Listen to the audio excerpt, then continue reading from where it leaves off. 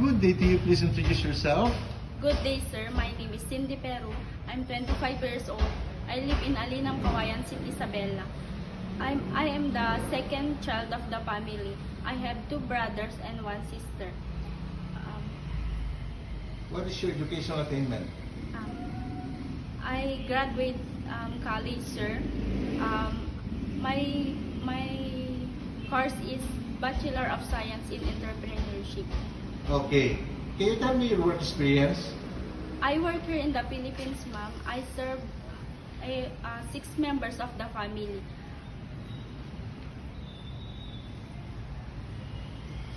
Okay. What are your responsibilities? I do cleaning, laundry, cooking, and taking care of the child. Okay. In your previous employer, how would you take care of the children, especially when sick? When the baby is sick, I will check the temperature and call my employer. Okay. How would you describe yourself?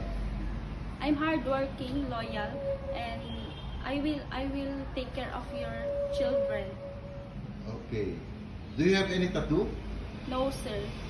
Do you have surgery or serious sickness before? No, sir. Do you have an allergy to certain food? No, sir. Do you smoke and drink alcohol? No, sir. Why do you want to work abroad? To support my family and my mother. Okay, if you get hired, who will take over your responsibilities at home? My other siblings, sir. If you're homesick, what would you do? I will do my work, sir. Okay. What time do you usually sleep and wake up when you were working? I sleep at 10 o'clock in the evening and waking up in the 5 a.m. Okay. Are you the one who do the cooking and marketing at home? Yes, sir.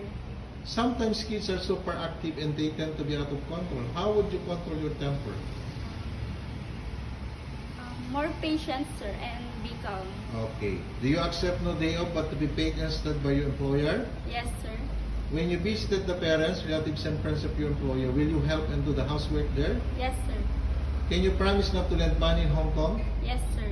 Are you scared of dogs and cats? No, sir. Are you willing to share a room with kids? Yes, sir. Do you promise not to use cell phone during working hours? Yes, sir. Do you promise to finish your contract? Yes, sir. Can you cook Chinese food? No, sir, but I'm willing to learn.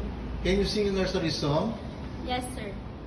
The wheels on the bus go round and round, round and round, round and round. The wheels on the bus go round and round, all through the town. Okay. What is your message to your future employer? Good day, ma'am and sir. If you hire me, ma'am, I will do my work and also taking care of your children. I will also be loyal and honest to you, to your family. Thank you.